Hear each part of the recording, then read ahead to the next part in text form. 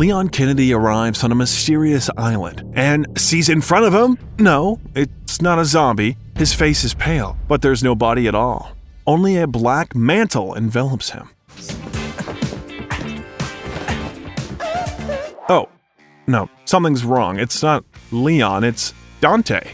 No, this is not a mistake in the script. Just more than 20 years ago, a new successful Capcom game franchise was born like that. Unexpectedly and erratically. Of course, we're talking about Devil May Cry. Today, we'll begin to recall the story of the unexpected appearance of the idea of the world of demons and people. Get acquainted with the backstory of the family of the demon hunter Dante, the evil antagonist Mundus, the beauty Trish. In short, let's get nostalgic by analyzing the wonderful first part of Devil May Cry. You're on the PressX channel. Get comfortable, activate your devil trigger with a like under the video, and we're starting.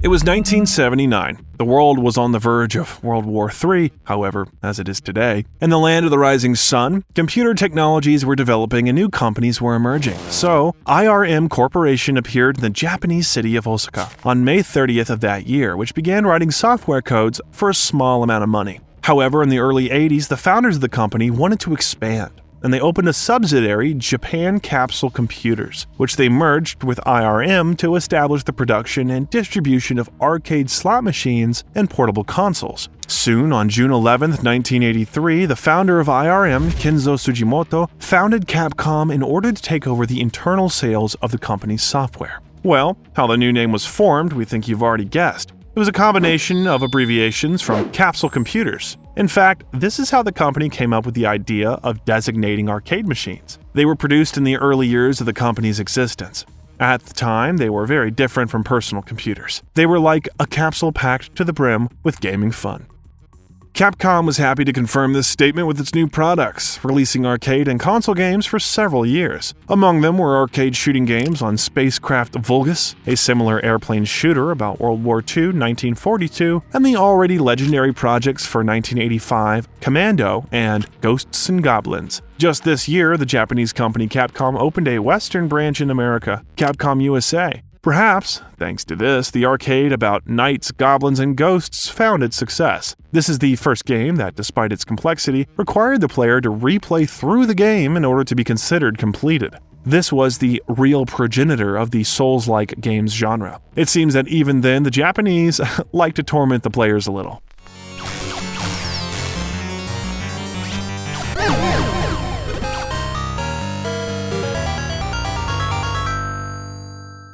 By 1984, Capcom was joined by personalities who became a key for that time and for our future story, or even the entire industry as a whole. They were game designers Yoshiki Okamoto and Takuro Fujiwara, who had previously worked for another Japanese company, Konami. They joined Capcom having gained experience there, not always positive, and managed to work on the creation of Commando and Ghosts and Goblins. As a result, in 1988, Takuro Fujiwara became the head of the console games department at Capcom and produced over 100 video games, including the Mega Man series of games. This was the reason why Fujiwara got the nickname Professor F. And it was Professor F who in 1993 became the originator of the survival horror genre. He, together with Shinji Mikami, persuaded the studio management to take up the development of a completely new game for Capcom. It was a cruel, bloody, and frightening game with a blonde main character that made women fall in love with him. Naturally, you've already guessed which game we're talking about. Of course, it was Resident Evil. The game became one of the first survival horror games in the gaming industry.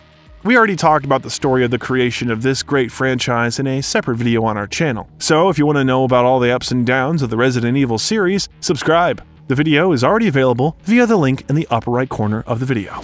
Of course, Takuro Fujiwara did not develop the game himself. He acted only as a producer who led the development process of the project. A talented newcomer, Shinji Mikami, became the future father of the genre. He has successfully established himself in the company as a game designer who worked on games based on Disney cartoons. Who Framed Roger Rabbit for the Game Boy, as well as Goof Troop and Disney's Aladdin for Super Nintendo. Actually, Takuro Fujiwara personally entrusted him with the development of Resident Evil.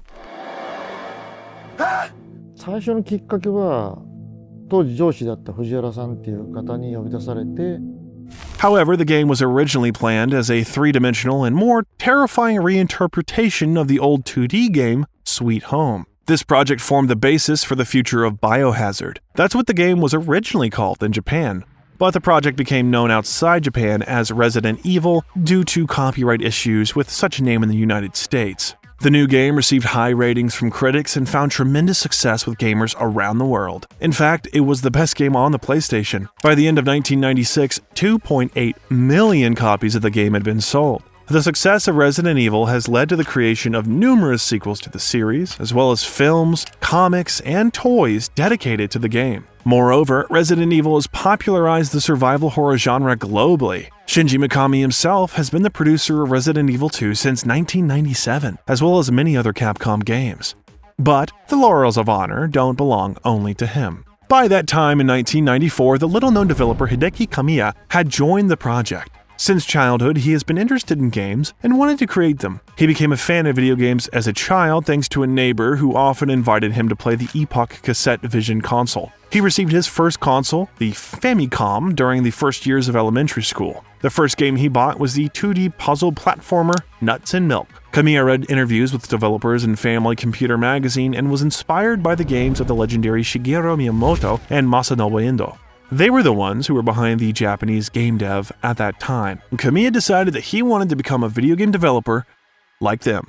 In high school, Kamiya bought an 8-bit NEC PC 8801 computer for programming, but eventually he began playing video games on it every day. For example, he played in The Legend of Zelda: A Link to the Past, Gradius, Castlevania, Space Harrier, Cybernator, Snatcher, Star Cruiser. Japanese studios Nintendo, Konami, and Sega were behind their development. After college, Hideki wanted to get a job with Sega and sent an application to the developer companies, but they refused him.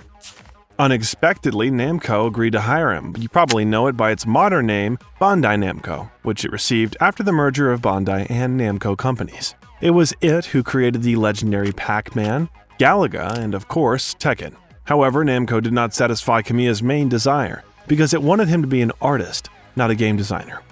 I had loved Namco's games since I was a child. I had to choose between the ideal job at what I felt wasn't the ideal company, or compromise my role to work for Namco. I was flip-flopping between them.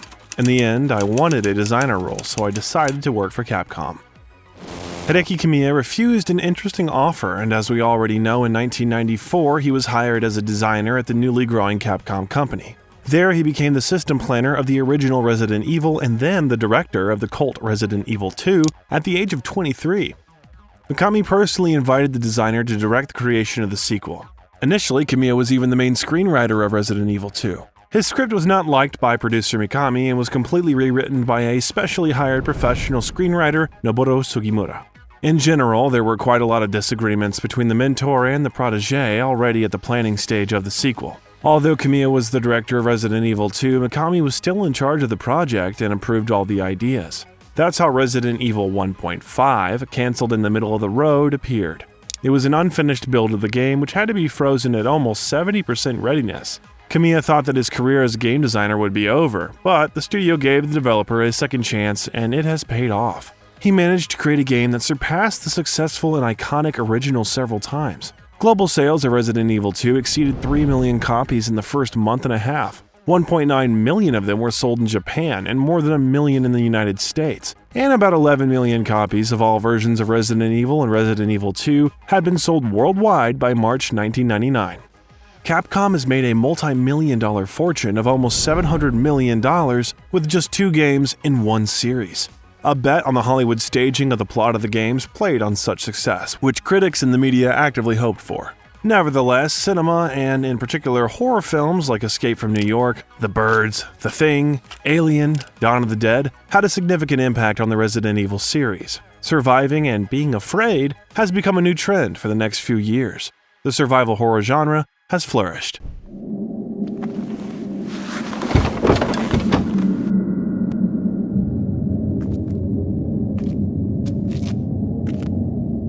And this was the competitors from Konami who arrived in time and realized their survival horror Silent Hill in 1999.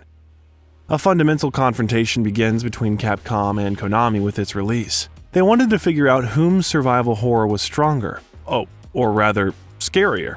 Silent Hill has had a huge impact and has become an icon of the survival horror genre since its release. It demonstrated that horror games could be interesting, that they were capable of being endowed with emotionality, depth, complexity, and meaning, and not just screamers. Konami's game has also grown into a franchise, as Resident Evil has. However, after the success of the Resident Evil sequel, the survival horror market belonged to Capcom. In the same 1999, Shinji Mikami released the third part of the series, Resident Evil 3 Nemesis. Many expected more from this part, but received almost the same as in the second one. The game was quite short, but more action-oriented with not the most original plot. Yes, the third part was still successful, but it was the beginning, as many believed, of the Resident Evil series' stagnation. In fairness, it should be said that the development of the third part was no longer done by Hideki Kamiya, but by Kazuhiro Aoyama. But we'll talk about this in more detail in the video about Resident Evil 3, so like this one if you're waiting for it. In general, you're probably wondering all this time why in the video about Devil May Cry we pay so much attention to Resident Evil. Everything's simple. You remember the story about Resident Evil 1.5? So, Resident Evil 3.5 suffered almost the same fate. Only this time the work was not abandoned, but another game was made of it. Which one?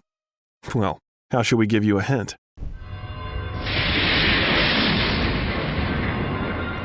A sword. Time to go to work, guys. It was the early version of Resident Evil 4 that formed the basis of Devil May Cry. Mikami and Kamiya wanted to diversify the Resident Evil series somehow and began discussing ideas for the fourth part of the game. Kamiya has long believed that the game is marking time. This was noticeable even in the second part of the game. Various minor characters and separate campaigns for game characters appeared there. That was a feature invented personally by Kamiya. That is why the game designer was pleased with this course of events and actively offered his ideas. Mikami finally did not hold him back at all and listened attentively. The sequel was supposed to be something new and revolutionary in order to surpass the rapidly catching up competitors from Konami. Fear and survival faded into the background. It was decided to put forward action and style in their place. All the same cinematic techniques that developers usually use to scare players were now supposed to serve to make the main character cool. There should have been more dynamics in the gameplay, no more slow passing tied to survival. The developers wanted to give the detective supernatural abilities that would exceed human ones. It was decided to make the Gothic castle the main location of the events instead of the ruined streets of Raccoon City. The designers even wanted to go to Europe to get a better feel for the Gothic atmosphere and architecture. The plan began to actively turn into reality. Already in November 1999, the first hints of the developers appeared on the upcoming fourth part of the game. The script of the game was to be written again by Noboru Sugimura, and the story was tied to the superpowers of the main character, who at that time was still called Tony, later became Leon. Biotechnologies have made him the owner of superhuman abilities and high intelligence. The developers abandoned the fixed camera in the game, using a dynamic one in order not to make the game clumsy and ridiculous visually. It was supposed to make the shootouts and the fighting cooler, but somewhere in the middle of the development of the project, Capcom management stopped the creation of the game. After carefully looking at the working version of the new game by Mikami and Kamiya, they came to the conclusion that it does not fit in with survival horror and in general with the Resident Evil series. However, they also did not want to abandon the almost finished game. At that moment, Hideki Mikami played the trump card, thereby tipping the scales in the right direction. And this trump card turned out to be 刀で切り上げてから敵を宙に浮かせて、銃で撃ち込むところですよね。こうしてダダダダダダって。 Once, while testing the demo version of the action slasher Onimusha Warlords, he discovered a bug. It allowed the game character to hold the enemy in the air with a certain attack and endlessly inflict damage on him. This mistakenly juggling with opponents seemed to him quite stylish and perfectly fitted into the concept of the new game. It took Mikami a total of 3 months to convince the studio management of the success of such a game, but the Capcom studio gave the go-ahead. There was the condition that the game would be released under a different name and become a separate franchise. The unfinished version of Resident Evil 4 was named 3.5 among fans. The story was somewhat similar to Resident Evil 1.5, but with a happy ending. Capcom formed a separate development unit called Team Little Devils. They appointed a team of 40 developers and directed all the developments available at that time. Shinji Mikami, as usual, took the position of producer, and Hideki Kamiya became the director of the future game. He rewrote the story of the game for a new franchise, and Dante has now taken the place of Tony, the main character of the early version of the game. but damn it, he still reminds us of someone. Just look at it. It's the spitting image of Leon. They look like two drops of water. Yes, the developers changed the visual appearance of the character, gave him revolvers and a sword, but Leon Kennedy was the original model of the character.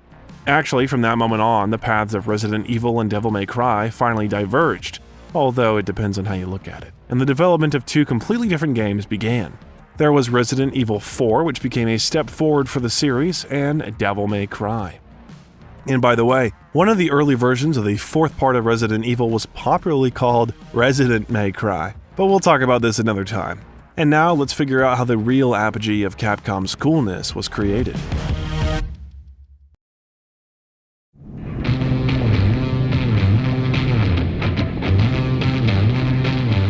To get into the gothic atmosphere, Hideki Kamiya and Shinji Mikami went to the Euro Tour.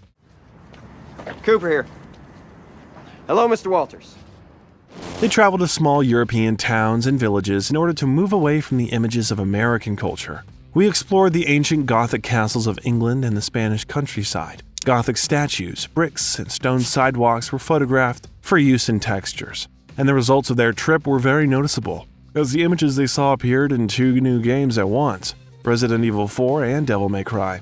Actually, after the trip, a new main character was invented. He became Tony Redgrave, who was a product of genetic engineering and experiments by scientists. In the prehistory of Resident Evil, he was supposed to be a policeman and the son of Lord Spencer, but when the game changed its development vector and became Devil May Cry, Hideki Kamiya decided to change the name of the protagonist to Dante. He paid tribute to the author of the Divine Comedy, Dante Alighieri. After all, in a sense, he inspired the developers of the game. In the future, the name Tony Redgrave in the Devil May Cry series will use Dante as a pseudonym, and the poem The Divine Comedy gave the synthesis of medieval culture, philosophy, and the world order, which was so necessary for developers. It was a real medieval encyclopedia of scientific, political, philosophical, and moral and theological knowledge, combining hell, purgatory, and paradise. Promoting the idea, the developers gave Dante a family, a brother, and parents. One of them was, as you already know, Umbrella founder Lord Spencer in the early concept of the game. But with the departure from Resident Evil, this idea was abandoned, replaced by a powerful demon named Sparta. The mother was a simple woman named Ava. Although she played a crucial role in the fate of her children, she is little known. The hero himself was a powerful demon hunter and detective, incomparable in coolness with the most powerful evil in the game. He had to sort out his past and visit the ancient castle of his twin brother, the Master of the Blade, Vergil. The natures of the main characters were determined already at an early stage of development. Thus, Dante had to look like an adventurous and even a little cheeky guy. However, he came out as pretentious as possible, and his brother Vergil was serious and sullen. They were like yin and yang. Dante's character was inspired by the Cobra manga and its protagonist of the same name. In an interview, Kamiya admitted, "Even when Cobra fights, he has a little smile on his face. It's cool, but sometimes Cobra makes a serious face and it makes tension for the readers. Dante too, usually. Dante talks to Devil like he doesn't care, but he's carrying sadness and spiteful feelings because his family was killed by devils. So his mind can't be calm like water without a wave. He's not going to be scared, but his mind is burning with anger." According to Hideki Kamiya, the art of keeping everything to yourself is in the spirit of the Japanese. If the enemies find out about his real emotions, they'll be able to hit them. But at the end of the game, when Dante can no longer keep everything to himself, his story reaches a climax. As for the character's appearance, Hideki gave the designers 3 principles that they should focus on. The character had to be English, run stylishly in a long coat, and not smoke. This rule the developers adhered to until 2013 and the controversial so-called restart. Even Shinji Mikami thinks that smoking is not cool at all, which is why Dante shouldn't smoke. And Englishmen meant a mixture of a thirst for justice and English wit. Ironically, it was the British from Ninja Theory who later took up the relaunch of the franchise, which not everyone liked. But more on that another time. Among the main characters of the game, it's worth highlighting Trish, who according to the plot of the game strongly resembles Dante's mother, Ava. Initially, the developers just wanted to make the heroine as sexy as possible. Motion animation designer Tomoya Otsubo specially came up with the idea to make the heroine a long-haired blonde and tried in every possible way to emphasize the nice booty of model Trish. Over time, Shinji Mikami moved away from the development of Devil May Cry and concentrated on Resident Evil 4. He could not deal with two projects at once, because Hideki Kamiya remained the main one in the new project. Everything that seemed cool to Kamiya at that time automatically got into the project. There was a red coat on a black shirt, white hair, double pistols, high jumps, a camera moving after the character, and much more. But during the development process, Team Little Devils, led by Kamiya, faced a number of difficulties. The first problem was to move away from the associations of the new game from the Resident Evil universe. It started with the design of rooms, movements, and ended with how the player treats his resources. At the same time, many assets from an already successful series of games have successfully migrated to a new project. For example, a shotgun, which has been in the new project since the game was conceived as a new part of Resident Evil. Sometime later, the developer said in the Devil May Cry 3142 graphics art book that holding a shotgun with two hands and just shooting is not cool and stylish at all. So they took a cue from the movie Mad Max on how to make the hero hold a shotgun cool.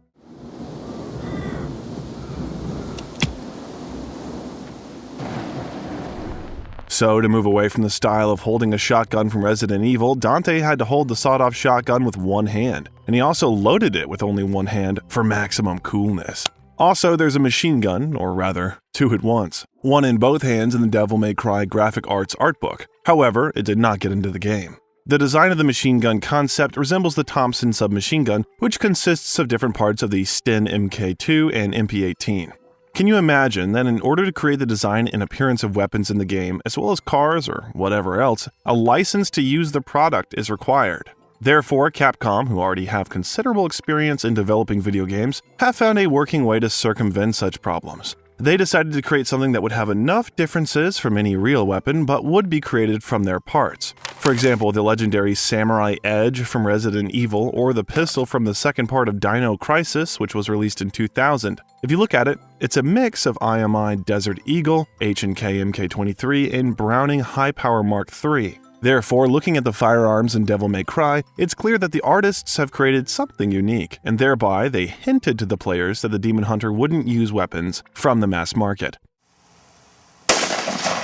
Dante's iconic double pistols, Ebony and Ivory, are based on the real M1911 pistol. They had the signature of its creator, like some kind of samurai sword. Machine guns were probably cut out of the game during its creation, for the reason that they simply copied pistols for functionality and simplified the gameplay. It would be too easy to hold down one button and shoot, and the shots from Ebony and Ivory were more tactile and felt by the player.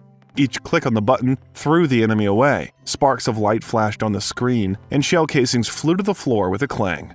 Let's draw a parallel with Resident Evil. There, the bet was on a powerful weapon, and the player had to defeat the main antagonist using it, for example, a rocket launcher. In Devil May Cry, in turn, the emphasis was on the superpowers of the main character, and everything in the game was tied to his own half-demon, half-human strength. Therefore, there is no RPG in Devil May Cry, and the final battle has to be won without it. However, this does not mean that the developers did not think about it at all and did not develop it. Some ideas even reached the release version and still got into the game, but a particularly large and powerful weapon did not fit into the gameplay in any way. That was why it was cut out of the concept stage. And the idea that still found a place in the game is a modified version of the laser cannon, simply called Laser. At some point during the development phase, the laser was supposed to serve as part of the castle's security system. Dante could rip out this laser and charge it not with electricity, but with his Devil Trigger, a special power possessed by demons and hybrids. It allows them to unleash their inner supernatural potential.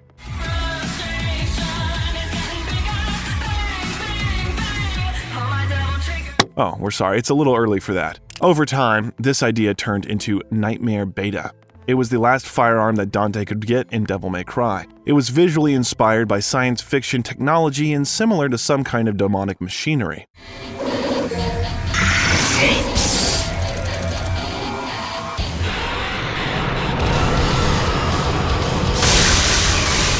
Another element that made the new game look like Resident Evil at an early stage of development was jumping. More precisely, their absence. Apparently, after working with Mikami for a long time, Kamiya didn't really want to add jumping mechanics to Devil May Cry and stubbornly resisted. Motion designers Tomoyo Otsubo and Yuichiro Hiraki, who were responsible for character animation, convinced Kamiya to add jumps. After all, this is a 3D action game with a high concentration of fights. What kind of action can be without jumping? Moreover, after adding jumps to the game, the level design had to be adapted to the new capabilities of the character. The levels created for the game without jumping had to be repeatedly redone. Why repeatedly? Because at first there were regular jumps, then double jumps appeared for coolness. And then Kamiya even thought that a half-demon, half-human was obliged to fly, and it would be cool if he could hang in the air for a while. So the developers redesigned the levels once again. This is where the previously mentioned bug from Onimushi, with the ability to destroy opponents in the air, came in handy. It inspired the key feature of DMC, the calling card, thanks to which Devil May Cry has become one of the most recognizable games in the action slasher genre.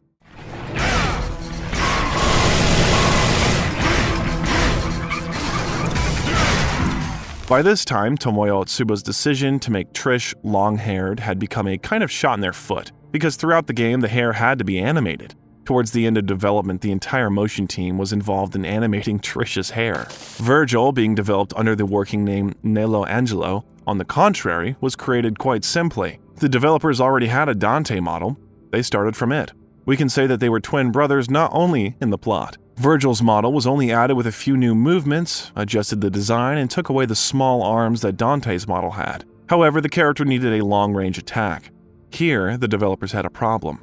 When Nero melee attacked, the lower part of the body had to move and the upper part had to swing the sword, strike, block attacks, and all this had to be animated and synchronized with each other in an active dynamic battle. Therefore, the developers gave the character the ability to bring down swords on the enemy's head.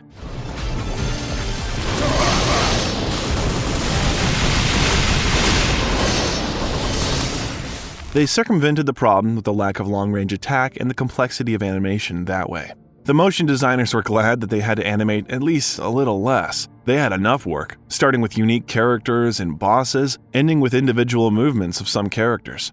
As you remember at the beginning, Dante's character assumed that the character would be very graceful, agile, and easy to move, but Hideki Kamiya decided that every blow of Dante should be felt by the player and be heavy. Dante had to return to the fighting stance after each blow. The designers who worked on Kamiya's team had experience working at Capcom with pixel graphics. They were often heavy movements and punches. Therefore, the task did not seem impossible for them. However, it seemed to them that light blows and movements would look more pleasant than heavy ones with polygonal graphics. Kamiya insisted on stylizing the game in the spirit of the manga. According to him, it is this excessive posturing of the characters and the pathos of battles that distinguish Japanese animation in games from Western animation. In general, the new project and the Resident Evil series were already quite different by this point in development, although in Devil May Cry you can still find many details characteristic of Resident Evil. For example, there are epic pre-rendered cutscenes, drama in the relationship between the main characters, and even small details such as the coat of arms on the castle banners referring to the Spencer family cross and the Umbrella Corporation logo.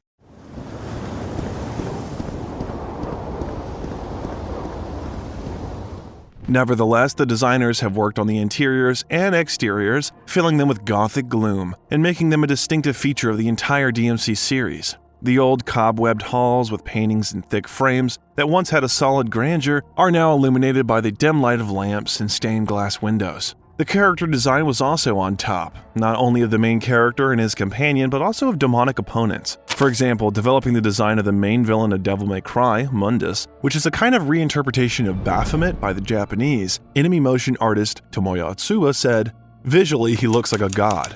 He purposefully makes himself look godlike, so we took that to heart by making his silhouette godly and majestic. The crumbling second form is meant to show how pitiful he really is in contrast with the majesty of that first form."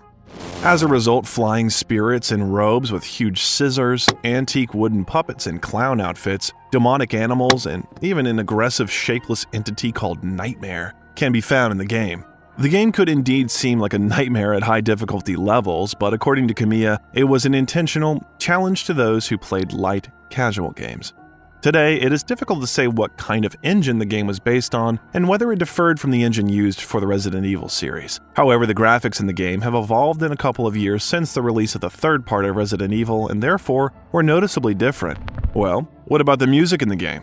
Since we mentioned the acclaim hit from Devil May Cry 5, it's obvious what level the music has reached in the series. Nevertheless, already in the first part, the musical accompaniment had a great influence on the atmosphere of the game. It complemented its gloomy, gothic setting with a fascinating ambient with a choir and pipe organ, and spectacular battles were complemented with cheerful electronic and guitar notes.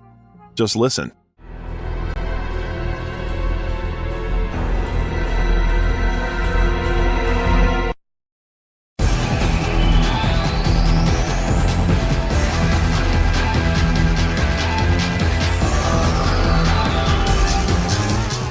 Initially, the Capcom studio did not see any prospects in the game's soundtrack as a separate product that could be sold and bring additional profit. Therefore, the company opened pre-sales of the music album in order to test the market, and then, having collected a sufficient number of orders, opened sales. Eventually, the entire original soundtrack for the first part of the game was released as the Devil May Cry Original Soundtrack Music Collection on October 15, 2004. The collection was released as a 2-disc set produced by Masami Ueda, Misao Senbongi, and Masato Koda. And it was composer Masami Ueda, who already had experience recording the epic soundtrack to the Resident Evil trilogy, who wrote the music for Devil May Cry. The first disc included 35 tracks, the second had 38 ones, and their total listening time took more than 2 hours. By 2001, the first beta version of the game was ready. It even came packaged on the same disc with Resident Evil Code Veronica X for PlayStation 2. Probably it was made to arouse the interest of Resident Evil fans in the upcoming new game. The map in the game was huge according to the standard Capcom formula at that time. The players moved through rather narrow corridors of levels, unlocking access to new parts and locations with the help of red spheres falling out of opponents. 3 months before the game's release, in May, it was reported that this Capcom formula would be changed. A more linear narrative would appear in Devil May Cry. The player would move from mission to mission. This was supposed to be the last straw and finally remove the similarities that evoke associations with the Resident Evil series. But was it so? What was the plot that moved the hero from mission to mission? It's time to find out what the Devil May Cry players are so fond of.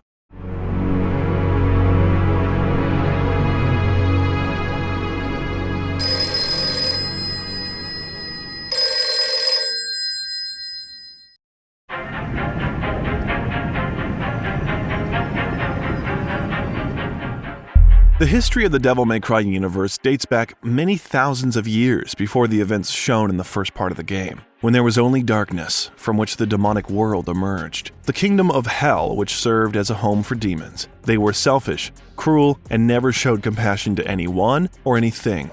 Demons were guided by instincts and wanted only one thing: to gain power over the whole world. At the same time, light appears to balance the universe. A world of people emerges from the darkness. This world is weak compared to demons, but emotional, sensual, experiencing and having a heart. After all, demons don't have hearts, and since the human world originated from darkness, as the demon world did, it meant that the two worlds were originally one. This led to chaos, but at some point, armed with a huge spear, the nameless demonic god divided the worlds. Thus, he gave independence to the human and demonic worlds. The world of people existed, not surprisingly, in peace and grace. There weren't any threats from the outside. However, people still had detractors, even among themselves. Some part of the people sided with the demons. They worshipped them, and eventually invented portals that could be used to travel between these two worlds. All this time, there was an endless struggle for power in the demonic world. Despite the chaos, there was always only one ruler in hell, whose place was occupied by the strongest and most powerful demon. And there were always those who wanted to overthrow him from the throne in order to become ruler himself. Today, it's no longer known what the name of the first ruler of the demon world was, but a certain demon, the Prince of Darkness named Mundus, dared to challenge him.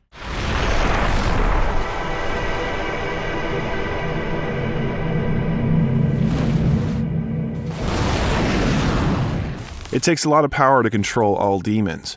Mundus had heard stories about the demonic tree Qlipoth. Qlipoth is a tree that existed before the birth of the underworld itself, and the fruits growing on it are able to give the demon divine power. These fruits are extremely rare and grow every few thousand years because the tree needs human blood. Mundus had patience and was waiting in the wings to fight the ruler. As a result, he took the throne of the ruler. However, the powerful demon Argosax was one of the contenders for the throne and challenged Mundus too. But even after eating the Qlipoth fruit, something like a local Big and Tasty, Mundus could hardly cope with a powerful challenger. A war broke out in the demon world, dividing the world in half as a result. In one, Mundus was still the ruler, and Argosax ruled the second. Mundus didn't worry much about this, as he was already planning something bigger. He thought about reuniting the worlds of demons and humans, like in the good old days when they were one, and he, Mundus, will rule the united world. He needed an army of demons to conquer the human world, but suddenly the greatest swordsman who ever existed, Mundus' right-hand man, a demon named Sparta, went against him and rebelled against his ruler. You were the chosen one! It was said that you would destroy the Sith, not join them! Sparta was not an ordinary demon, but had some qualities peculiar to humans. He understood what honor, compassion, bravery, and nobility meant. In general, Sparta was quite wise, but the main thing that distinguished him from other demonic creatures was that he had a righteous heart. It was for this reason that Sparta rebelled not so much against Mundus as against the entire demon realm. He saw the tyranny and injustice of the ruler and could no longer put up with it. Sparta took his blade to protect the weak and decided to fight Mundus. In battle, he defeated the ruler's legions and eventually Mundus himself, trapping him in hell. Since then, Sparta has become famous not just as an ordinary demon, but as a legendary Dark Knight. People were grateful to Sparta for saving them from impending danger, but they didn't even know how to thank him or what to offer in return. However, in the demon world, the reaction to Sparta's rebellion was completely different. The savior of mankind was disliked in the demon realm. Sparta was forced to stay with humans and protect them from possible threats from the demon world. In short, he did everything so that Mundus' plans would not be implemented. Keeping people safe was still not easy. The gates between the demons and humans' worlds have been opened so far, thanks to the Timanigru Tower built by devil worshippers. This unholy tower hid a portal, the true gateway to the realm of demons. Sparta tried to close it by installing many protective mechanisms in the tower.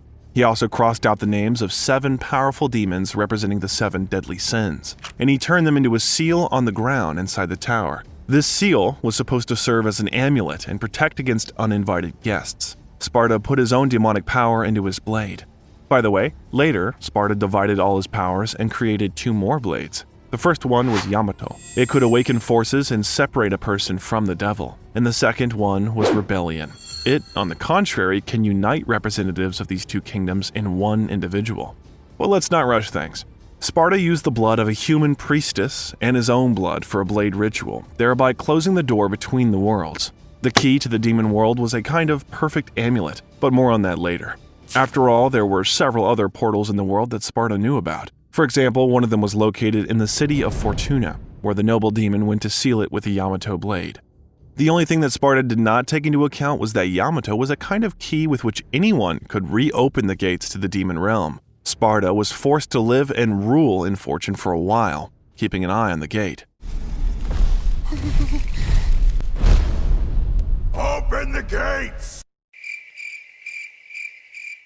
At the same time, on an isolated island, a crowd of demon worshippers summoned Argisax from the demon realm with whom Mundus once competed. The island's defenders clan tried to stop Argisax, but was defeated by a powerful demon. They were forced to call for help from Sparta. He, despite the lack of demonic powers, came to the aid of the defenders of the island. Together, they defeated Argisax and Sparta sealed the demon. Since then, Sparta has lived with humans for another couple of thousand years. He did not waste time on Earth in vain and tied the knot with an attractive woman of human origin named Eva. However, over such a long period of time, Sparta gradually disappeared from people's sight. His story turned into a legend that many remembered with difficulty. As a sign of love and devotion, Sparta presented Eve with his perfect amulet, which served as the key to the Timanigru Gate, to the world of demons. Years later, the result of mutual love between Sparta and Eva became known. 2 sons, whom the couple named Dante and Vergil, were born. The children turned out to be half-breeds, half demons, half humans. Filthy little mudblood. And Sparta can be said to have retired like a demon and lived like an ordinary human after tens of hundreds of years. The family lived in a country house near the Red Grave City. Sparta taught his sons how to use weapons and gave them his blades. He handed the Rebellion blade to Dante and the Yamato blade to Vergil. After some time, Sparta finally disappeared, but no one knew the details of this incident. According to local rumors, he died, but no one knew exactly how. Eva was made to continue raising her sons on her own. Dante and Vergil were not much different from ordinary children. They played together, fought one-on-one on training swords, quarreled, and made up absolutely every day. The characters of the boys were different. Dante was quite sociable, loved fun and fighting, and Vergil was his absolute opposite. He preferred to read literature and was much more restrained than his brother. By the way, Vergil marked all his books with the letter V so that Dante would not steal them. One afternoon, Eva decided to divide the perfect amulet into 2 parts and give both sons half each in memory of their father. She presented parts of the amulet to Dante and Vergil on their 8th birthday, and since then, the serene life of the family has come to naught. Since Sparta staged a rebellion against Mundus, he has made many enemies in the demon realm who wanted to take revenge on him. The most dangerous among them was Mundus himself, who was furious after being defeated by his once servant Sparta. After learning that Sparta had disappeared, Mundus took up the old. He decided to take over the human kingdom. So, one evening, Ava and her sons were attacked by a horde of demons. Ava understood that she would not last long because all she had to do was take care of the safety of her children. Ava helped Dante hide and told him to run away in case of danger, change his name, and become a new person. Then she went to look for Vergil to hide him too, but at that moment, Ava was grabbed by demons and immediately killed. She was unable to protect her eldest son, who was walking on a playground not far from home. The demons found the boy and mercilessly pierced his body with several blows with blades, leaving him to die on the playground. But as you know, Vergil is not a simple child, but half a demon, and demonic blood flows in his body. Vergil came to his senses and was partially cured. Not understanding what had happened, he remained sitting on the playground and waiting for his mother to come to his aid. However, neither Ava nor his brother Dante came to him, so Vergil was forced to deal with the situation on his own. Although the wounds on Vergil's body had almost healed, the wounds on his soul were bursting with pain. Therefore, the demonic force in the boy's body made itself felt and awakened the real devil. Vergil takes the Yamato and, without realizing it, destroys all the creatures around him. Looking at his burning house, he realizes that Ava has abandoned him, and now he can only rely on himself. And for this, he needs to get stronger, so that this does not happen again in his life. From this moment on, Vergil pursues only one goal: to find that very power. Dante, in turn, listened to his mother and did as she told him. He believed that not only she died that night, but also his brother Vergil. Dante changed his name to Tony Redgrave in honor of the city in which he grew up. However, his restless nature has not even changed over the years. Having changed his name, Dante did not lie low, but decided to avenge the death of his family. He followed in his father's footsteps and engaged in the extermination of evil spirits, and eventually even opened a demon-hunting agency. But he didn't take the first order he saw. He was a kind of Sherlock Holmes from the world of demons who took exceptionally interesting orders for him. Dante had a good reputation, which allowed him to make new useful acquaintances. For example, he met a short Italian-American named Enzo Farino, dressed in an expensive tailored suit. Since then, his career has generally taken off. After all, Enzo turned out to be a successful broker and the best of the best informant. They started working together. Enzo, as an intermediary, helped Dante find clients and jobs, and as a result, Tony Redgrave gained a prestigious reputation among mercenaries. Another useful acquaintance of Dante was the gunsmith Nell Goldstein, who became one of the most important people for him at that time. Nell was not only a talented weapons expert who endlessly put all of Dante's firearms in order, she also took care of him. Unlike a sword that could withstand any kind of battle, Dante's pistols often broke down due to pulling the trigger too quickly. Dante became a regular guest of Nell, and during this time, their relationship became very warm. One might say family. Goldstein treated Dante like her own child, teaching him at every opportunity. He felt the maternal love that he had lost a long time ago. Nell knew Dante as Tony Redgrave because he had never told her his real name. However, Mundus got to her. Goldstein was literally dying in Dante's arms, but finally, she was able to give him her best creation. The pistols, called Ebony and Ivory, were created specifically for him, as evidenced by the engraving on them. Nell's death hit the already healed wounds in Dante's heart. He had once again lost a loved one, who did not even know his real name, and reminded him of his mother. This loss prompted Dante to decide to give up his pseudonym Redgrave and return to the name given at birth. After these events, a couple of years pass, and Dante opens his own agency to provide his services. This story has further development, but players will become aware of it only a few years later, after the release of the third part of Devil May Cry. So it is at this point that the plot of the first part of the game begins, which we will now talk about.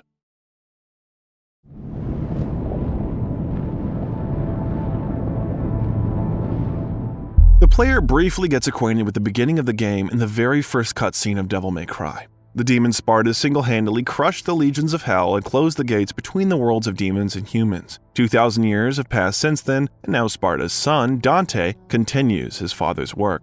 He's already 29 years old, and he is engaged in the destruction of demons, taking orders in his agency.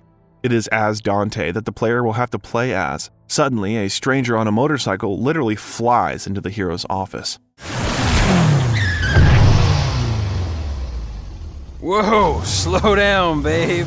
We would not like to have people break into our office like that, but the coolness of this madam cannot be taken away. She starts with a dialogue with Dante, which turns into a fight as a result. The girl attacks and throws Dante back. He breaks through the desk and falls to the floor. Finally, the beauty throws her motorcycle at Dante, but Dante fights off the bike flying at him by shooting it with a pair of pistols. He was already ready to take revenge on a stranger, but she admitted that she was only checking his readiness, but in fact needed help. The girl introduces herself by the name of Trish. She asks Dante to stop the Emperor of Hell, Mundus. He got out of prison and is going to open the gates to Purgatory on Mallet Island. To be precise, this is more of a Mundus projection, but the problem is still serious, because it means that demons are able to enter the human world. Our hero agrees to take on this task. Trish takes off her glasses and Dante immediately recognizes her as his... Who is she? The cutscene ends with a portrait of a girl lying on the floor who looks exactly like Trish. Trish and Dante arrive together at the castle on Mallet Island where they split up. Dante sets out to explore the castle on his own, but he's immediately attacked by demons sent by Mundus. The player is forced to look for the keys to lock doors, simultaneously fighting with opponents and knocking out red orbs from them. Somewhere at this point, the clarity and straightforwardness of the game's plot disappears. Dante beats all kinds of enemies. He fights with the Phantom, a giant spider who is one of the generals of Mundus. He also fights with the Griffin, one of the powerful demon's confidants.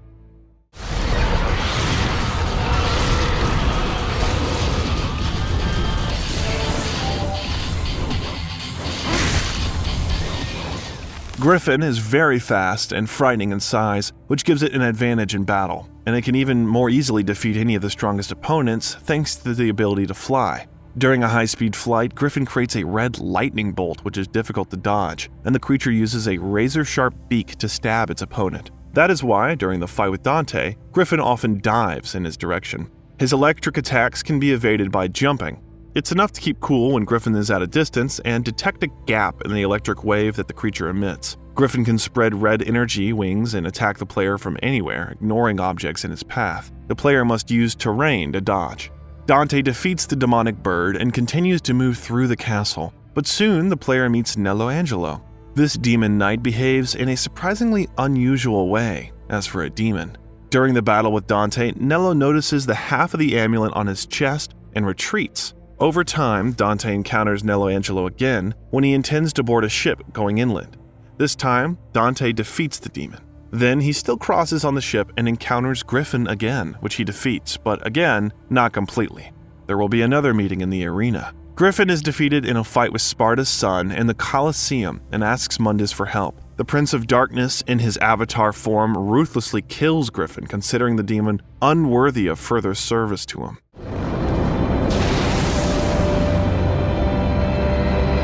Master Mundus, Griffin, you have failed me. You are no longer worthy. Please, no!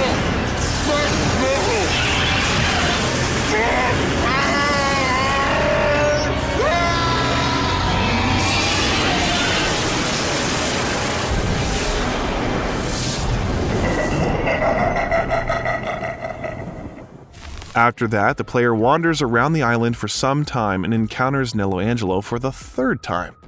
Well, why won't this demon leave us alone? And everything is simple. When Dante fights Nello for the last time and wins, the plot of the game finally moves forward a little and gives us a long-awaited explanation. Dante learns that Vergil, enslaved by Mundus, has been hiding behind Nello Angelo all this time. Many years ago, Vergil was defeated in a battle with Mundus, which we'll talk about in more detail in the video dedicated to the third part of the DMC series. Then for 10 years, Vergil was tortured by Mundus. His body and mind were abused. Vergil resisted the Prince of Darkness for many years. When he got hold of half of Vergil's amulet, Vergil lost his vigilance and was finally exposed to the demonic forces of Mundus. Then he was turned into a puppet of the powerful demon, the Black Knight, Nello Angelo.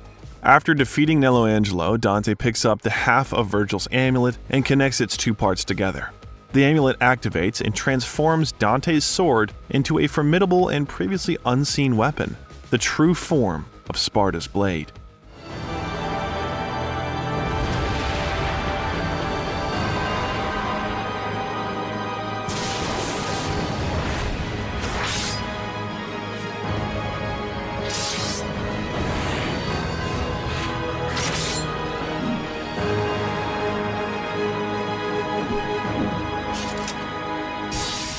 That was a nice spinning rod their dad had. Later, Dante finds Trish, who's trapped in a cave, and asks for help again. But in fact, Dante himself needs help because he fell into the trap. Trish is originally a demon created by Mundus and sent to Dante to lure him to the island. She has the appearance of Dante's mother. That is why it would be easier for her to ingratiate herself with the hero and manipulate him. And Dante finds out all this only now. He sees one of the pillars of the cave fall on Trish, and despite everything, he runs to save her. Trish does not understand why Dante saved her. He in turn promises to kill the girl if he catches sight of her again. He says that he saved her only because of her resemblance to her mother. These words deeply strike Trish's mind. Dante is also partly a demon like her. You know, I'm something of a demon myself. But Sparta's son has human qualities: mercy, compassion, and forgiveness. Dante walks away with a straight face and pathos to eventually meet Mundus himself. Mundus is in the beautiful main hall of the castle. He took Trish hostage and expects to lure and kill the hero in this way. Mundus also manages to kill Dante by hitting him with eye shots, but Trish manages to break free from the shackles and rushes to Dante's aid. She saves the hero by laying herself open to the Prince of Darkness's attack, but she dies. This picture reminds Dante of the death of his mother when he was just a child. How weak he was then, how he couldn't do anything about it, and again, Mundus is to blame for everything. The Prince of Darkness drags Dante into a dark dimension, gloating over him and boasting of his power. Instead of answering, Dante transforms into the Sparta's form, and a grand battle ensues between them.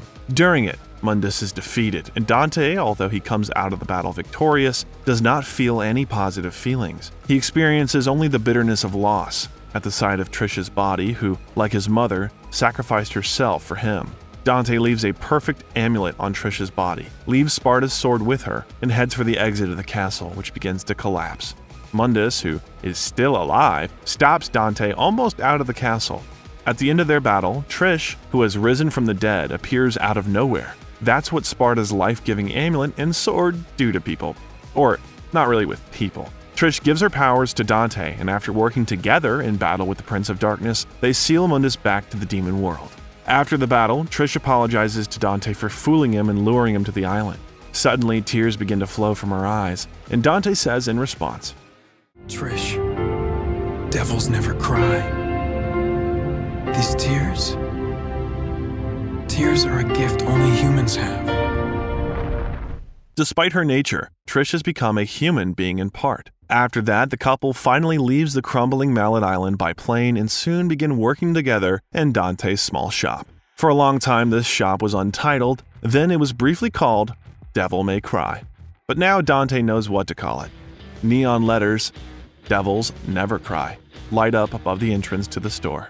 The plot of the game comes to an end on this lyrical note, but the story of Devil May Cry will be repeatedly added and even slightly rewritten in subsequent sequels of the series. But we'll talk about this another time.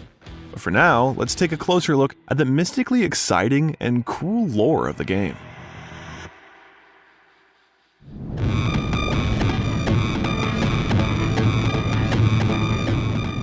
The game's development team drew inspiration from various mythologies and occult themes to create a dark and mysterious world filled with demons and supernatural elements. It's worth starting a deeper dive into the lore of Devil May Cry with the key character of this series, Dante himself. Dante, created by character designer Tatsuya Yoshikawa with his famous white hair, red coat, and double pistols, has become the hallmark of the game. Dante is none other than a demon hunter who chases after those who killed his mother and enslaved his brother throughout the Devil May Cry series. The blue-eyed, handsome Dante is quite frivolous, but nevertheless, he never backs down from his views. He never shows fear and is almost always unperturbed. Dante likes to joke and mock, but can be serious at the right moment. Because of this, at first acquaintance, he may seem callous and even indifferent, but in fact, he has a strongly developed sense of justice. Because of this, Dante always prefers a fair fight. Family and friends are very important to Dante. He took care of his mother, and despite disagreements with his brother, he always worries about him. Interestingly, according to Dante, quote, "Humans often turn out to be worse than demons." At the same time, he always refuses to kill pure-blooded humans, no matter who they are and for whatever reason. He can be considered noble and merciful just for that one.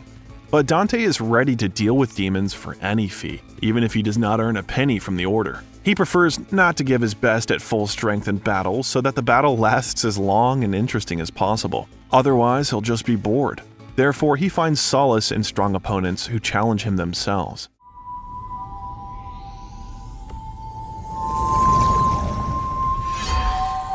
Who's that? He's here for me.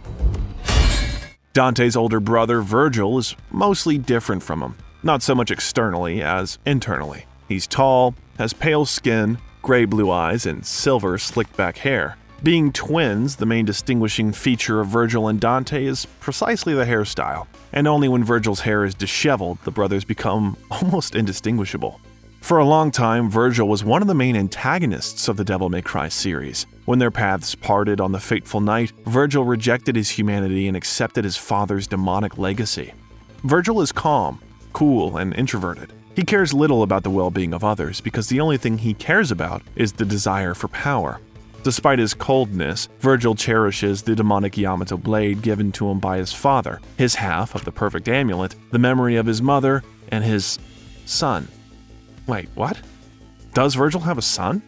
Well, we'll talk about that another time, when the time comes. Despite his cold and ruthless nature, Vergil is a noble warrior who adheres to his own rules of morality. This makes him related to Dante, but only partially. Vergil despises dirty and cheap combat tactics and refuses to use firearms, which he considers unworthy of a real warrior. He uses remote attacks only if they can be carried out with cold weapons. Vergil usually wears a long blue cloak with a white embroidered pattern, similar to his snake, probably to show his true nature. Under the cloak, Vergil's wearing a dark green trousers with a snakescale texture, a black vest, a blue neckerchief, and a brown snakeskin belt. But Vergil wears this, as they say, look in everyday life.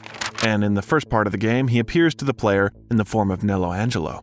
An interesting fact, as we know, the Devil May Cry series originated in Japan. Therefore, there's confusion in the letters L and R when translating the name from Japanese. The symbol meaning R in the English alphabet is replaced by the letter L. Therefore, it would be correct to call him Nero Angelo. But let's return to the topic of discussion. In the role of Nello Angelo, Vergil's eyes turn completely red. The pupils cannot be seen. The skin turns white, veins appear through it, and clothes are replaced by heavy, coal-dark armor. His body is a heavy armor of olive or jade green color. It has blue pulsating lines cutting through it. Their color changes depending on the damage received by the demon and the state of his vitality. A purple cloak flutters behind Nello's back. A humanoid face with glowing orange eyes is engraved on the helmet, and red and blue horns are on top of the helmet. In Nello's form, Vergil is stronger and taller, but his fighting style becomes more straightforward and simple. Vergil also completely lost the memory of his past, but most likely retained all his experience and knowledge. Nello Angelo can teleport to the desired point, for example, close to the player, or vice versa away to evade attacks. Nello attacks with a two-handed sword, which he wields perfectly, thanks to the knowledge passed on by his father, as well as the experience of wielding the Sword of Sparta. He's an experienced swordsman, always analyzing the opponent's attacks, and if he fails to reach an opponent with a sword, he can use the supernatural ability, summoning swords, and send swords at a distance to the player. In addition, Nello's able to fight hand-to-hand combat and even use energy attacks. It's when the character concentrates demonic power in his hand and releases it in the form of a clot of energy. Speaking of the twins' father, Sparta was both rebellious like Dante and reasonable like Vergil, but little is known about him. Legends lovingly tell about the courage and righteousness of Sparta and the thankless mission to protect the human world. All the blood relatives of the legendary Dark Knight branded him a traitor due to that. Sparta's wife Ava described him as a courageous and noble fighter with a righteous heart. The mother of Sparta's children herself appears in DMC's story, most often not in person, but in photographs or in Dante's memory. In the portrait on the table in Dante's shop, Ava is depicted with smooth, long blonde hair, dark eyes, and pale skin. Ava's clothes are quite simple. She wears a black dress with a stand-up collar, which is complemented by long black gloves and a red stole. Yes, in the subsequent parts of DMC, the image of a woman was reinterpreted, making it a little more realistic. Her hair became wavy, and the black dress received exquisite gold embroidery on the bodice and hem. In the game, Dante often compares his mother to Trish and vice versa. In general, we do not advise anyone to do that. According to him, there was a fire burning in Ava that Trish could never possess, no matter how much she looked like his mother. Trish herself is a rather mysterious character. Initially, she's one of Dante's enemies. However, at the end of the first part of Devil May Cry, Trish becomes one of the main characters in the series. Being a puppet of Mundus, Trish was cruel and indifferent to others, but after Dante's rescue, human feelings awakened in the heroine. After the revival, Trish showed a desire to become his partner and she joined Dante in his office. However, she likes to play with Dante's feelings and pick on him in every possible way. In the future, she will change her decision more than once to work with him together or not. The relationship between Trish and Dante is often interpreted by fans of the series as romantic, but game designer Hideki Kamiya denies this. In the subsequent sequels of the game, there are many more key characters. The red-haired demon Lucia, the demon hunter lady, who is actually called Mary, the handsome Nero, the mysterious V, and the talented armorer Nico will appear. But we'll talk about them in the next video about the Devil May Cry series, so like and write in the comments if you're waiting for it. The more comments there are, the sooner we'll release the second part. In the meantime, let's dive a little deeper into the characters and creatures that Dante encountered on Mallet Island. Phantom is a colossal arachnid. His blood is liquid magma, therefore when moving, the creature often leaves a trail of fire behind it. Phantom has 6 separate eyes on its head, which are usually dark blue in color. They can turn red when the creature is ready to attack. According to the plot of the game, Phantom said, Dante,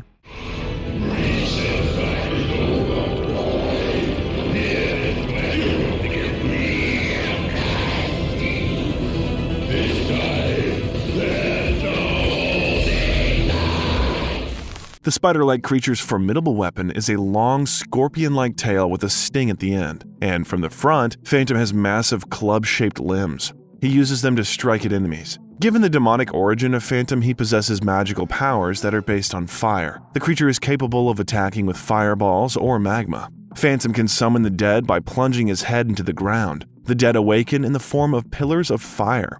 He can recharge his powers and release the flames of evil from his mouth. And when the Phantom's anger reaches its peak, he shoots fireballs from his back, resembling a volcanic eruption. By the way, the mouth of Phantom, in fact, is the weakest point of the monster. The powerful shell of the arachnid is not just solid, it also protects the creature from magical attacks. And although in all the documentation accompanying the game, Phantom is described as a male, in the game he is still able to reproduce in some way. Dante constantly encounters harmless packs of Phantom babies, which he's able to crush underfoot. At the first meeting with Dante, the Phantom mistakes him for another little man. But he's not offended, but only mocks Phantom. After retreating from the battle, Phantom chases the demon hunter through the corridors of the castle several times and lies in wait for him to fight again. He's a persistent creature. Dante defeats Phantom on the roof of the castle. The arachnid breaks through the glass panel of the lobby roof and is pierced with a spear held by a statue of a knight at the foot of the stairs. And when the creature dies, he takes the victorious Dante for the legendary Sparta. Following Phantom, Dante meets Griffin on his way, who immediately wonders, are you the human, the son of Sparta, who challenges the darkness, Mundus? Griffin is the oldest and most loyal of Mundus' servants, even though his fighting abilities are outdated and rusty. Even knowing that his chances against Dante are slim, he's still willing to fight him because of his loyalty to Mundus. Another loyal servant of Mundus is Nello Angelo. A few years ago, Dante's brother Vergil rushed into the depths of the demon world where he stumbled upon Mundus himself. Vergil was weak and exhausted, but he tried to fight the Prince of Darkness. He believed that he was able to defeat him as his father had once done. However, Vergil was defeated and his Yamato blade was destroyed. Then Mundus enslaved Vergil by creating Nello Angelo. He removed his human heart, will, and ego considering the character's weaknesses. In the last confrontation with Dante, Nello Angelo takes off his helmet to show his true face. At this moment, Dante recognizes his opponent as Vergil. What a twist! It's a real nightmare.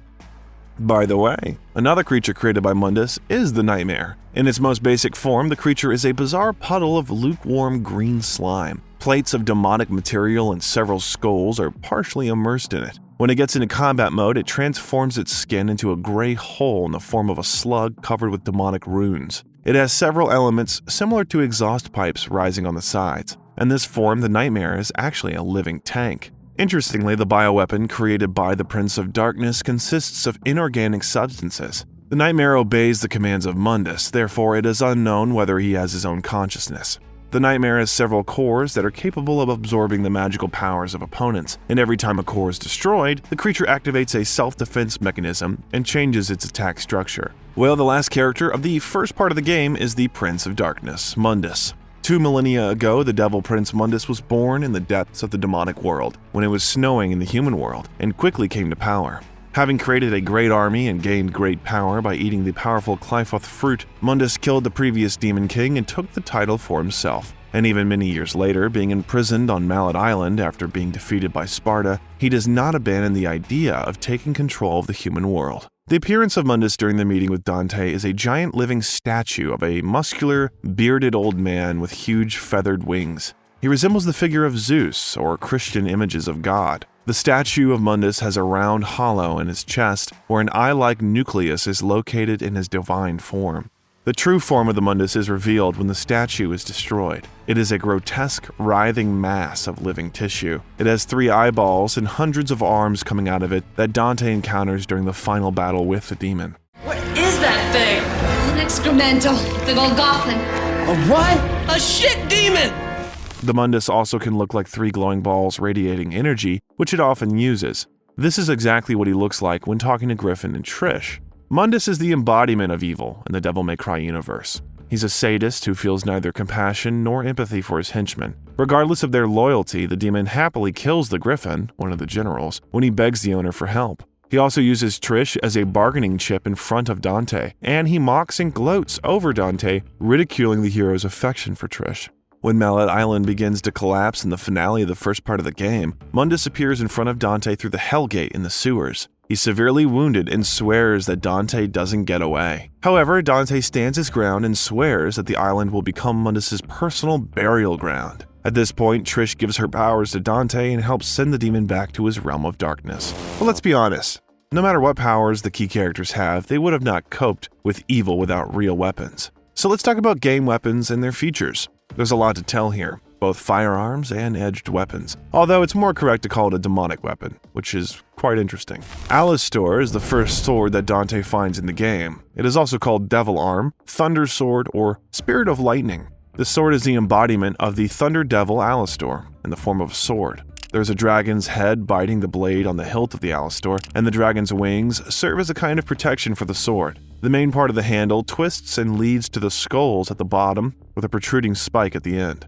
Alastor's basic combos are similar to Sparta's sword, but it deals more damage and has a larger set of techniques. It also allows Dante to use Devil Trigger. For example, Alastor gives Dante access to the Stinger technique. It's a rapid stabbing attack that allows the hero to quickly move between opponents. Or, for example, he can use Round Trip. Dante throws a sword at an enemy, causing it to spin and cause permanent damage. Well, using Devil Trigger allows Dante to acquire the qualities of the Devil Alastor, increasing his movement speed, attacks, and damage. Dante is able to fly into the sky and bring down lightning on his enemies when performing the right techniques in the form of Alastor.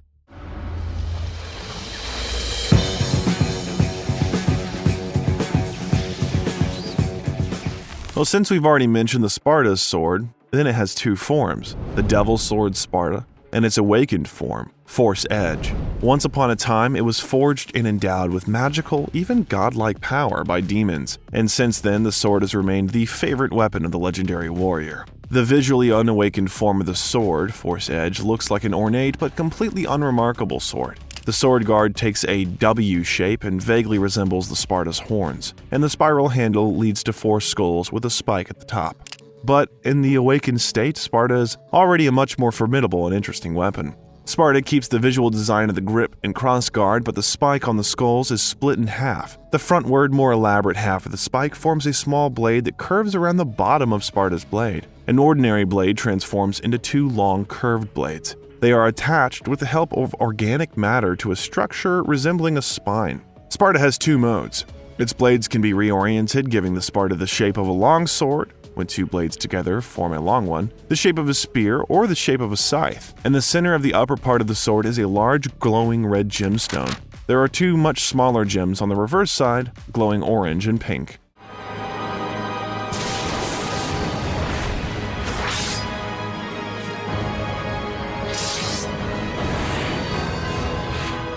Of course, Vergil dreams of taking possession of this sword, but Dante gets it. By the way, another famous sword of Dante is the Rebellion, given to him by his father, but he will only appear in the subsequent parts of the DMC series, so we'll talk about it another time. However, the blade presented by the Dark Knight Sparta to Vergil, Yamato, is found in the game. Yamato is a katana, the appearance of which changes slightly throughout the series. The handle of the katana has a traditional gold wrapping with black ornaments and an octagonal protective guard. The scabbard is black, made of traditional lacquered wood, and features several metallic ornaments on its far end.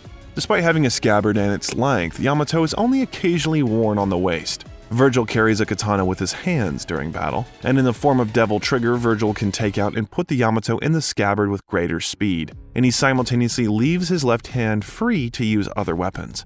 Of course, Vergil dreams of taking possession of this sword, but Dante gets it. Yamato is far sharper than ordinary blades, and is imbued with tremendous demonic power. The sword is said to be able to cut through anything, even the very fabric of space itself. This feature is shown primarily through the Yamato's ability to create portals for its wielder to travel through. Vergil can also use the Judgment Cut ability, during which he swings the katana so fast that it seems as if it never left the scabbard. This ability slightly distorts the space around Vergil and his target. It's capable of hitting any enemies that are within the rather large distortion radius. And in the role of Nello Angelo, Vergil swings the beautiful, shining with various blue markings on the blade of the Nello Angelo's greatsword. When it is charged with the demonic power of Nello, it is surrounded by a blue aura, and in its normal form it appears in a metallic color with markings and a dull color on the blade. The sword itself has no special power, but due to Vergil's ability to transfer energy into his weapon, its blade always glows with a cool color fire as it is swung. Nello Angelo uses his sword as the main weapon to fight Dante. Some of his sword attacks are similar to Alistair's, but it also has a couple of features. For example, there's a blocking of attacks without damaging the sword itself, or it has a wide swing that far surpasses Alistair's attacking characteristics. Another interesting demonic weapon is the Ifrit gloves, known as the Gauntlet Devil Arm. They carry the spirit of a fire elemental demon whose attacks were charged with magical hellfire. Dante can use them in the game, having found them during the 9th mission in the Colosseum on a high tower. The radius and attack speed of the gloves are significantly less than that of Alistair and other swords. This is more than compensated by the greater power and the presence of firepower. This is especially useful towards the end of the game. In total, Ifrit allows you to combine 8 different techniques, including 3 using Devil Trigger.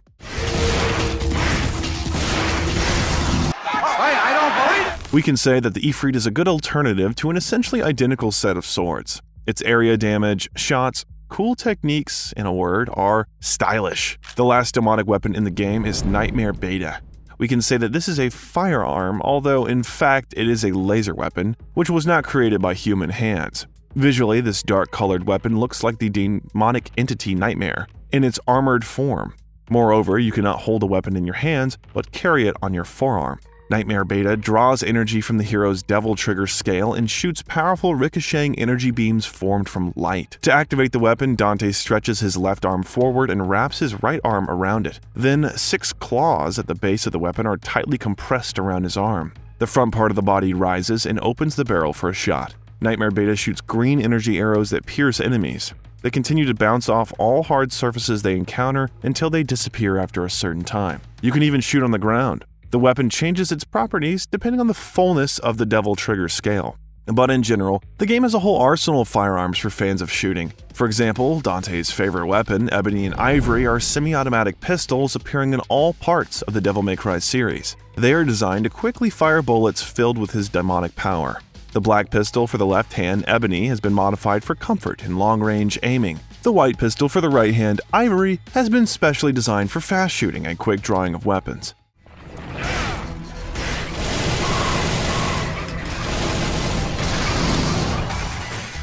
Externally, the pistols are based on the real-life Colt M1911 with a number of modifications. For example, there are rotary-type triggers resembling a Browning high-power pistol. However, the special coolness of pistols is given by gold-plated magazine releases, hammers, safety switches, and triggers.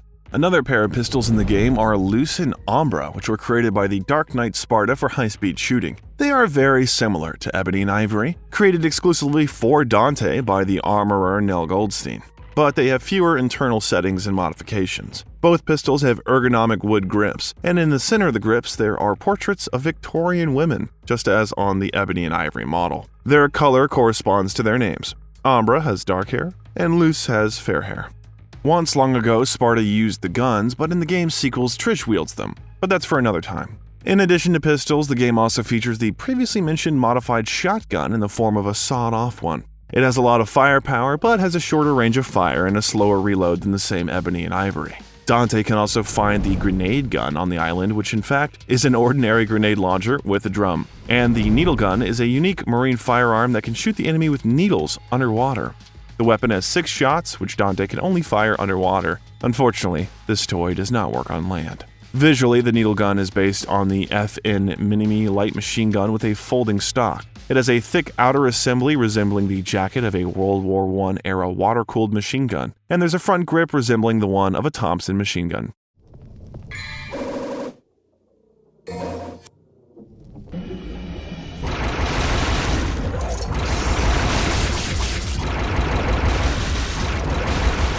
It's also worth telling about the orbs, which were another distinctive feature of the game and which Dante can collect through the Devil May Cry series, knocking out even furniture. They differ in color, which also determines their meaning and origin. The red orbs are the main ones. They consist of crystallized demon blood and serve as a kind of currency in the game. The other orbs are less common than the red ones.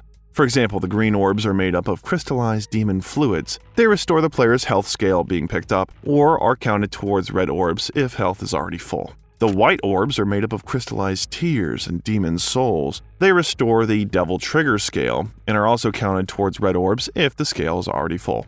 In addition, there are blue orbs that consist of crystallized life force. That's why they increase Dante's health indicators. They can be purchased at the Divinity Statue store, found in missions, or obtained from 4 blue orb fragments. In the same Divinity Statue store, Dante can also acquire purple orbs, which consist of crystallized magic. They lengthen the duration of the devil trigger. The most valuable orbs can be considered yellow orbs. They are created as a result of a secret alchemical process. The orbs allow you to immediately come to life in the previous place after the death of the player. In the first part of the game, they appear repeatedly, replacing previously obtained blue orbs and their fragments. The golden orbs are identical to the yellow ones.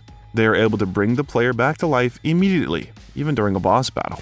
Actually, the main gameplay in Devil May Cry is hidden in the hunt for this game's gold and the search for truth. It's time to talk about this now because we finally got acquainted with the foundation of the story. It's time to find out how Devil May Cry turned out in terms of gameplay.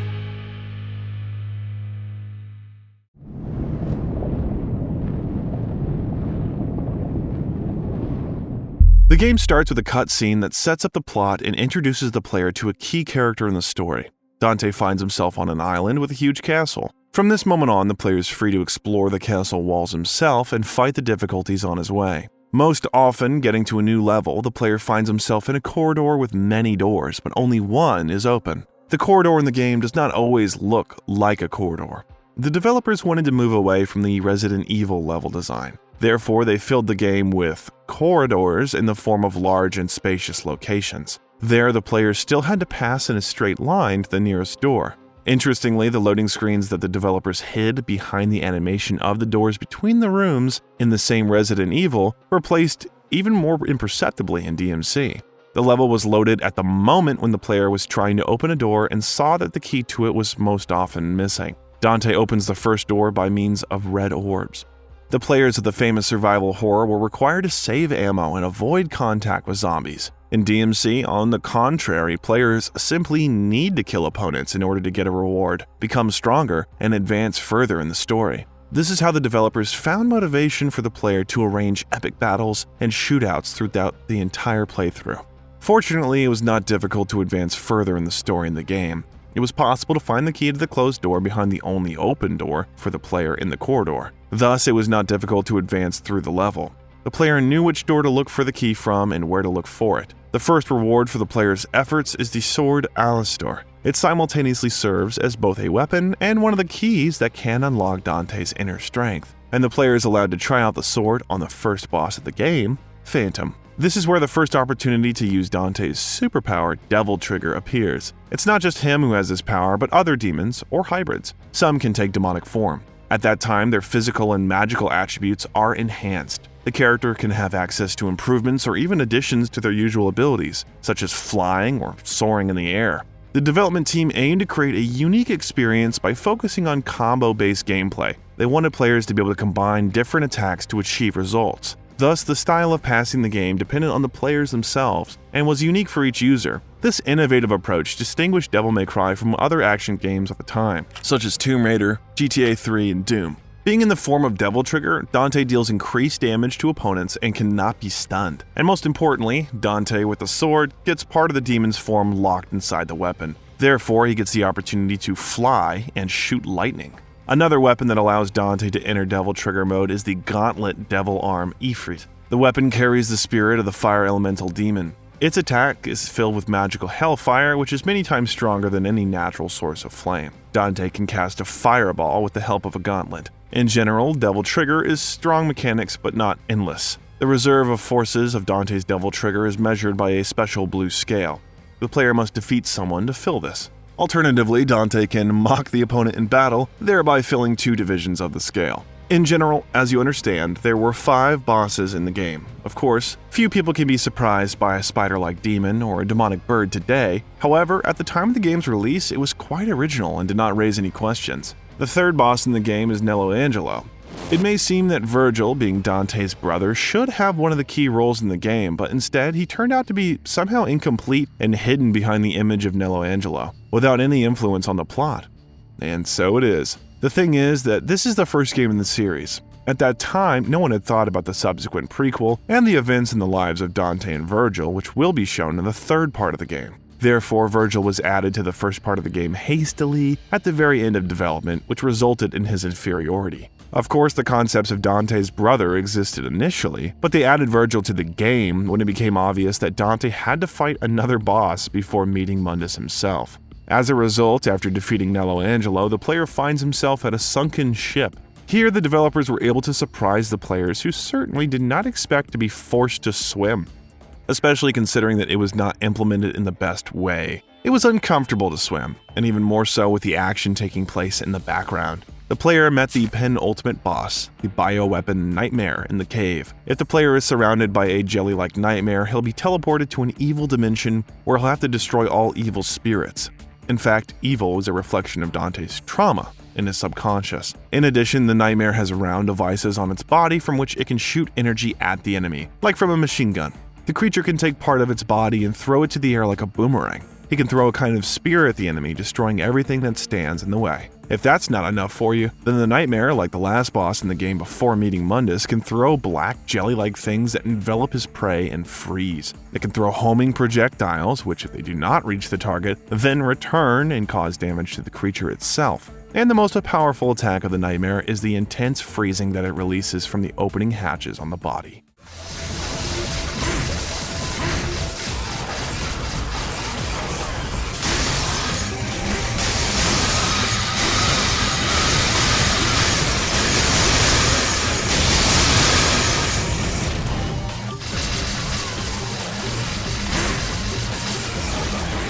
It is not surprising that 2 weapons were created on this nightmare. The Firearm Nightmare Beta, which we already talked about earlier in this video, and Nightmare Y, which Trish will have in the second part of the game. During the last battle with the demonic entity, Dante receives a sneaky stab in the back from his companion Trish. Developers have already used a similar technique more than once in the Resident Evil series. The Japanese like to escalate the drama, so this time the player witnesses a real performance. Trish in Devil May Cry is not just a wolf in sheep's clothing. She also repents here, instantly passes through the character arc from the demon sent by Mundus to Dante's savior from Mundus. She finds the human part in herself and becomes a faithful combat friend of the hero. The developers also added interesting mechanics at the end of the game when after the first victory over Mundus, Dante has only 5 real minutes to leave the island. The timer appears right on the screen and counts down 5 minutes until Mallet Island finally collapses and goes down.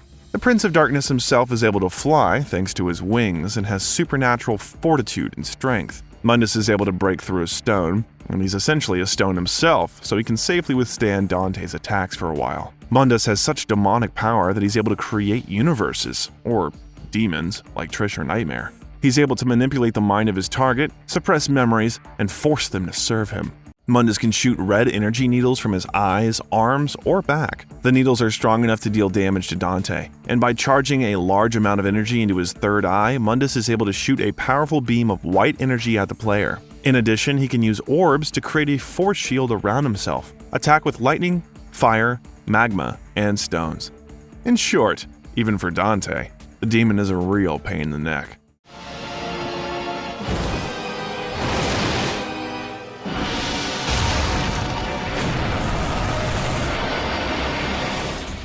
Unlike the games in the Resident Evil series, there isn't some fork and different endings in the plot in Devil May Cry. It was presented linearly and ended the same way. However, it was not dictated head-on, but was served with constant half-hints intriguing the player in the best traditions of Japanese storytelling. Before the release of Devil May Cry, Capcom Studio was often criticized for creepy backtracking. The player was constantly forced to return to already explored locations in Resident Evil. However, in Devil May Cry, backtracking has become an integral attribute of the series. Game designers have placed many secret missions throughout the game. In this way, they stimulated the players to carefully re-explore the locations. The secret missions in the first part of the game were kind of tests of ingenuity and character mastery for the players. There was something like climbing over skulls for a reward, killing an opponent with one shot, or defeating 3 demons at the same time. If you complete all the secret missions, you can get a Bracelet of Time. It was a decoration with a skeleton motif that allows Dante to stop time for nearby opponents by using the energy of Devil Trigger. It's just a pity that most bosses don't care about its impact.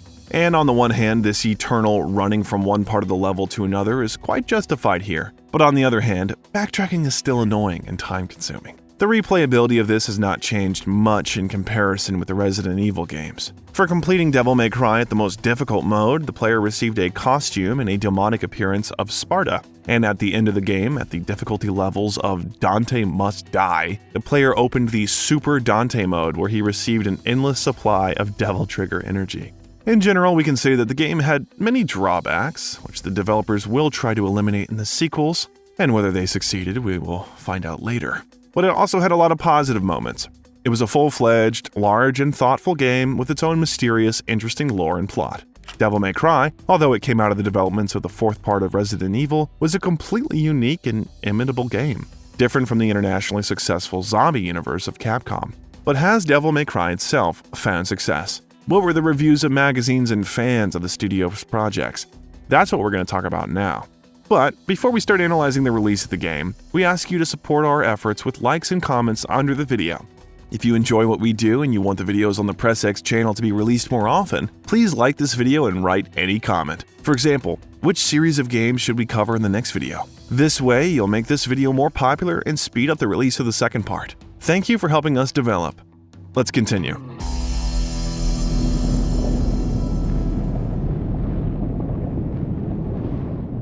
Devil May Cry was released for the PlayStation 2 in 2001. It has received critical acclaim for its innovative gameplay, action, graphics and visual effects, camera controls, and gothic atmosphere and plot. As a result, the game has become a real hit. In 5 years, by 2006, the PlayStation 2 version of the game alone had sold over 1 million copies, earning the company $38 million in the United States alone. At the same time, total sales of all games in the series, including the sequel Devil May Cry 2 and the prequel Devil May Cry 3, reached 2 million copies in the United States by 2006. But the indicators around the world are many times higher than these numbers, because the game is Japanese. Therefore, the game overcame 2 million copies sold back in 2001, thus earning the company $108 million. And let's add here the sales figures of the Devil May Cry HD collection released in 2012 on all major platforms. It sold almost 3.5 million copies worldwide. Therefore, the total profit from sales of the first part of the series would amount to $370 million if adjusted for inflation today. Devil May Cry was nominated for the annual GameSpot Award in the category Best Adventure Game among console games, but the award deservedly went to Grand Theft Auto 3. We can say that Devil May Cry was unlucky to be released in 2001. However, many users and print media rightfully called it another reason to buy a PlayStation 2. In addition, the average scores of the magazines were close to 100 out of 100 and 10 out of 10. What else can we add? It's a success. Capcom's existing experience in the gaming industry played a significant role in the success of the new franchise. In fact, after several parts of Resident Evil, they already knew how to make and release commercially successful and widely popular games. And with the release of Devil May Cry, it was obvious to everyone that now it is another flagship series of the Japanese studio along with Resident Evil. The game was truly brilliant, and even despite some minor disadvantages that became apparent after time, and let's remember it's been more than 20 years, they do not spoil the impressions of its passage, even today. Of course, after such a resounding breakthrough of Devil May Cry, Capcom Studio could not say goodbye to its new brainchild. Hideki Kamiya and his team of little devils were not ready to create another Resident Evil-like conveyor in a hurry, so the company was forced to make a non-standard decision, which almost ruined a possible sequel. But what kind of decision was it, and how the second part of Devil May Cry came out?